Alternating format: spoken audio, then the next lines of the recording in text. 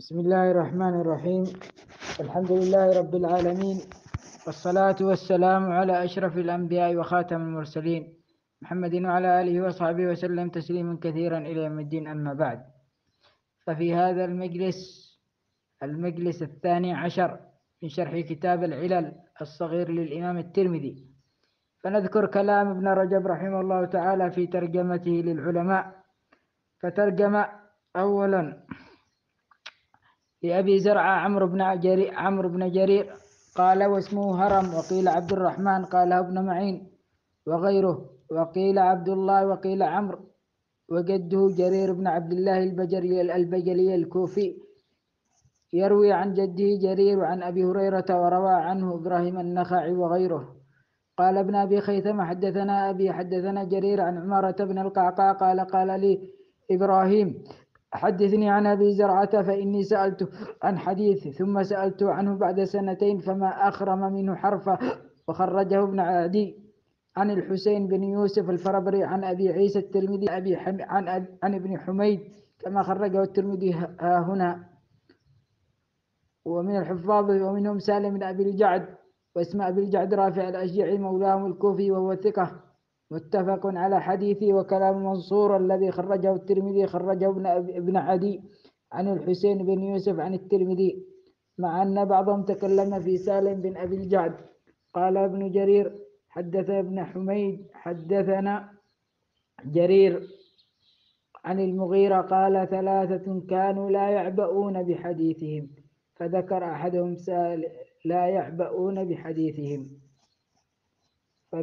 أحدهم سالم بن أبي الجعد. ومنهم عبد الملك بن عمير القرشي الكوفي يكنى أبا عمرو وهو ثقة متفق على حديثه. وقد سبق أن أحمد قال هو كثير الاضطراب، وقدم سماكا وعاصم بن أبي النجود عليه في الاضطراب، يعني أنه أكثر منهما اضطرابا. وقال أحمد حدثنا سفيان سمعت عبد الملك بن عمير يقول والله إني لأحدث بالحديث وما أدع منه حرفا. فخرجه ابن عدي عن الحسين بن يوسف عن الترمذي كما خرجه هنا. وقال ابن أبي حاتم حدثنا صالح بن أبي أحمد حدثنا علي بن المديني قال سمعت عبد الرحمن بن مهدي يقول كان سفيان يعجب من حفظ عبد الملك. قال صالح قلت لأبي عبد الملك بن عمير قال نعم. قال ابن أبي حاتم فذكرته لأبي قال هذا وهم، إنما هو عبد الملك بن أبي سفيان وعبد الملك بن عمير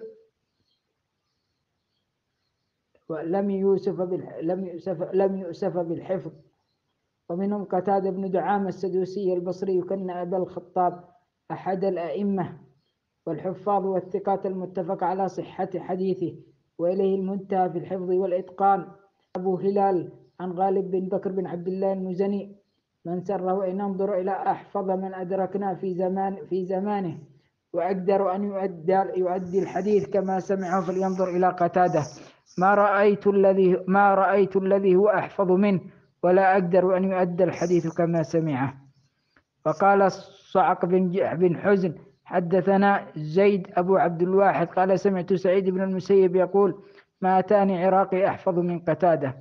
وروى عبد الرزاق عن معمر أن ابن سيرين قال في منامه قص عليه فغيره فقال قتادة أحفظ الناس. وقال موسى بن إسماعيل حدثنا صاحب حدثنا عن مطر الوراق قال كان قتادة إذا سمع الحديث حفظه حفظا، وكان إذا سمع الحديث أخذه العويل والزويل حتى يحفظ، يعني يكرر الحديث حتى يحفظه.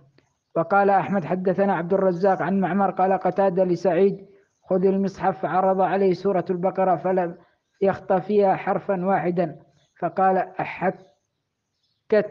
قال نعم. قال لأن لصحيفة جابر بن عبد الله لأنا لصحيفة جابر بن عبد الله أحفظ مني لسورة البقرة وكانت قرأت عليه. وبهذا الإسناد عن قتادة قال ما قلت لأحد قط أعيد علي. وقال أبو داود الطيالسي ذكر سفيان لشعبة حديثا للقتادة فقال سفيان وكان في الدنيا مثل قتادة. ومنهم محمد بن مسلم بن شهاب الزهري رحمه الله تعالى القرشي، يكنى أبا بكر، أحد الأئمة الأعلام الحفاظ الأثبات، وكان يقال أنه أعلم الناس بكل فن. قال ابن أبي خيثمة حدثنا أبو سلمة التبوذكي عن ابن عيينة عن عمرو بن دينار قال جالست جابر بن عبد الله وابن عمرو بن عباس. قال أبو سلمة التبوذكي ابن عيينة عن ابن عمرو بن دينار قال أو عن ابن عيينة قال جالست جابر بن عبد الله وابن عمرو وابن عباس وابن الزبير فلم أرى أحدا أنسق للحديث من الزهري. وقال أحمد بن حنبل قيل لسفيان عن ابن عيينة قال عمرو بن دينار أرأيت أحدا أبصر بالحديث من الزهري؟ قال نعم. وروى ابن عدي بإسناده عن الليث قال كان ابن شهاب يقول ما استودعت قلبي شيئا قط فنسيه. وعن عمرو بن عبد العزيز قال ما رأيت أحدا أحسن سوقا للحديث إذا حدث من الزهري. وعن أيوب السختياني قال ما رأيت أعلم من الزهري. قيل له ولا الحسن؟ قال ما رأيت أعلم من الزهري. وقال عبد الرحمن بن إسحاق عن الزهري ما استعدت حديثا قط ولا شككت في حديث قط إلا حديثا واحدا فإذا هو كما حفظت. وقال أحمد الزهري أحسن حديثا وأجود الناس إسنادا. وكان عمر بن عبد العزيز يقول لم يبقى أحدا أعلم بسنة ماضية منه، وكذا قال مكحول. وقال الثوري مات الزهري يوم مات وما أحد أعلم بالسنة منه. وقال هشام بن عمار أخبرنا الوليد عن سعيد أن هشام بن عبد الملك سأل الزهري أن يملي على بعض ولده شيئا من الحديث، فدعا بكاتب فأملى عليه 400 حديث. فخرج الزهري من عند هشام فقال أين أنتم يا أصحاب الحديث؟ فحدثهم بتلك 400. ثم رأى هشاما بعد شهر أو نحوه فقال الزهري إن ذلك الكتاب قد ضاع. فقال لا عليم فدى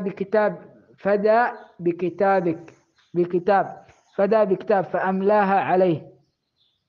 ثم قابل هشام بالكتاب الأول فما غادر حرفا واحدا. وقال أبو حاتم الرازي أثبت أصحاب أنس الزهري ثم قتادة ثم ثابت البناني. ومنهم يحيى من الحفاظ يحيى بن أبي كثير الطائي، يكنى أبا ناصر من أهل اليمامة، واسم أبي كثير صالح بن المتوكل، كان أحد الأئمة الربانيين والحفاظ المتقنين. قال أيوب ما بقي على وجه الأرض مثل يحيى بن أبي كثير. وذكر ابن المديني أنه سمع يحيى بن سعيد يقول قال شعبة حديث يحيى بن أبي كثير أحسن من حديث الزهري. وروى عبد الرحمن بن الحكم بن بشير قال كان شعبة يقدم يحيى بن أبي كثير على الزهري. والحكاية التي ذكرها الترمذي عن أيوب خرج ابن عدي عن الحسين بن يوسف عن الترمذي، وكان يحيى بن أبي كثير يرسل. وضعف يحيى بن سعيد مرسلاته وقال هي أشبه الريح. وقال أحمد لا تعجبني مراسيله لأنه قد روى عن رجال صغارا ضعاف. وليحيى بن أبي كثير كلام حسن في علم المعارف والمحبة والخشية والمخاوف. ومنهم من الحفاظ ومنهم أيوب بن أبي تميم السختياني البصري يكنى أبا بكر واسم أبيه كيسان، أحد الأئمة الأعلام الربانيين الحفاظ. وكان شعبة يقول حدثنا أيوب السختياني وكان سيد الفقهاء. وقال أبو خيثمة بيكون سألت محمد أبو خيشمة مش محمد. وقال أبو خيشنة الله أعلم سألت محمد بن سيرين من حدثك بحديث كذا وكذا؟ قال حدثني الثبت أيوب حدث عنه مالك بن أنس وقال ما أحدثكم عن أحد إلا وأيوب أفضل منه. وروى عنه شعبة مثله. وعن هشام بن عروة قال ما قدم علينا أحد من أهل العراق أفضل من أيوب السختياني ومسعر. فقال ابن أبي مليكة أيوب ما بالمشرق مثله. فقال عبد الوهاب الثقفي سمعت ابن عون يقول عليكم بأيوب فإنه أعلم مني. قال وسمعت يونس يقول عليكم بأيوب فإنه أعلم مني. فقال ابن المبارك: لم أرى رجلا أفضل من أيوب. وقال القواريري: سمعت حماد بن زيد يقول: سمعت أيوب ويحيى بن عتيق وهشاما يتذاكرون حديث محمد يعني ابن سيرين، فذكروا حديثا فقال أيوب: هو كذا، فخالفه هشام.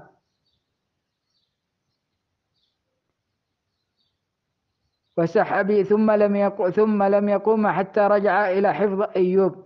قال: فأراد أيوب أن يضع من نفسه فقال: وما الحفظ وأي شيء الحفظ؟ هذا فلان يحفظ. قال حماد: رجل رأيت يضحك به. فقال ابن معين: أيوب ثقة وهو أثبت من ابن عون، وإذا اختلف أيوب وابن عون في الحديث فأيوب أثبت منه. وسئل ابن معين وابن عون عن أحاديث أيوب اختلاف ابن عيينة وحماد بن زيد. نعم. فقال: إن أيوب كان يحفظ وربما نسي الشيء. قال يحيى: وأخبرني عبد الصمد بن عبد الوارث عن أبيه عن أيوب أنه كان إذا قدم البصرة يقول: خلوها رطبة قبل أن تتغير، ولم يكن يكتب ولا يكتب. قيل ليحيى: كان شعبة هم أن يترك حديث أيوب. قال: كان أيوب خيرا من شعبة، ولكن الحال أنه كان يتحفظ ولم يكن يكتب. قال يحيى: أيوب ويونس وابن عون هؤلاء خيار الناس، وسليمان التيمي أيضا. وذكر ابن مهدي عن حماد بن زيد قال لي أيوب: لقد كنت أجمعت ألا أحدث بشيء أختل علي فيه. وقال سليمان المطيع قال أيوب: لو كنت كاتبا عن أحد من الناس كتبت عن ابن شهاب. ومن الحفاظ مسعر بن كدام هو ابن ظهير بن رافع الهلالي الرواسي، وقيل الرواسي لكبر رأسه، يكن أبا سلمة أحد الأئمة الأعلام الكوفيين.